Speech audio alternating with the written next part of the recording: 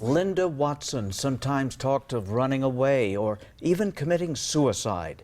That was the testimony today in the murder trial of her ex-husband, former Tucson firefighter David Watson. Linda Watson disappeared 16 years ago during a bitter custody fight over her daughter. Her body wasn't identified until 2013.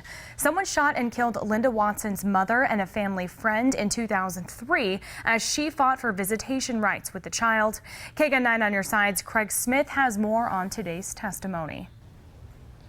David Watson was arrested and charged when a later ex-wife retracted her statements that had given him an alibi. Well, today, Watson's defense attorneys worked to raise doubt about his guilt. Carl Barton, known as JR, dated Linda Watson for about 2.5 years after she divorced David Watson. He described her as such a heavy drinker, he was prepared to testify that she should not have custody of her daughter. Watson's defense has been trying to convince the jury someone other than David Watson was responsible for Linda Watson's disappearance. Under questioning by Watson's attorney, Natasha Ray, Carl Barton said Linda Watson sometimes talked of just running away and said she might do something even more drastic if she lost custody of her daughter. It wasn't really a conversation, she would spout off little statements a couple of times, she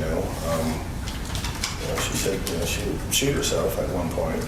Watson's defense has also tried to cast suspicion on Carl Barton, mentioning that he and Linda Watson had a history of fights and loud arguments.